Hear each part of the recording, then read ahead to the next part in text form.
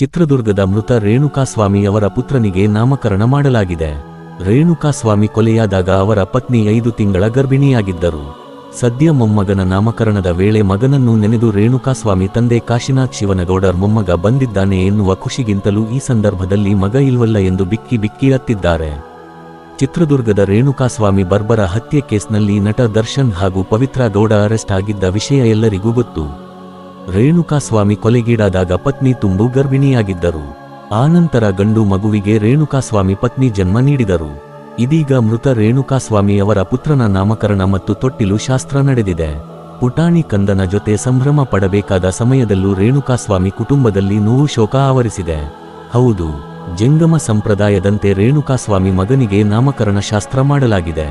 ಕುಟುಂಬ ಹಾಗೂ ಸಂಬಂಧಿಕರ ಸಮ್ಮುಖದಲ್ಲಿ ಮಗುವಿಗೆ ಶಶಿಧರ ಎಂದು ಹೆಸರಿಡಲಾಗಿದೆ. ಮೊಮ್ಮಗನ ನಾಮಕರಣದ ಶಾಸ್ತ್ರದ ನಂತರ ರೇಣುಕಾಸ್ವಾಮಿ ತಂದೆ ಕಾಶಿನಾಥ್ ಶಿವನಗೌಡರ್ ಮಾತನಾಡಿದ್ದಾರೆ.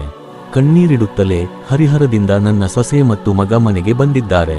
ನಮ್ಮ ಸಂಪ್ರದಾಯದಂತೆ ಮಗುವಿಗೆ ನಾಮಕರಣ ಮಾಡಿದ್ದೇವೆ. ಗುರುಗಳ ಆಶೀರ್ವಾದದಿಂದ ಮೊಮ್ಮಗನಿಗೆ ಶಶಿಧರ ಎಂದು ಹೆಸರಿಟ್ಟಿದ್ದೇವೆ. ಮೊಮ್ಮಗನನ್ನು ನೋಡಿ ಮಗನೇ ಮನೆಗೆ ಬಂದಂತಿದೆ. ಆದರೂ ಹಳೆಯದನ್ನು ಮರೆಯೋದಕ್ಕೆ ಆಗುತ್ತಿಲ್ಲ ಎಂದಿದ್ದಾರೆ. ಈ ವಿಡಿಯೋ ನಿಮಗೆ ಇಷ್ಟ ಆಗಿದ್ದಲ್ಲಿ ಸಬ್ಸ್ಕ್ರೈಬ್ ಮಾಡಿ, ಶೇರ್ ಮಾಡಿ, ಕಾಮೆಂಟ್ ಮಾಡಿ. ಧನ್ಯವಾದಗಳು.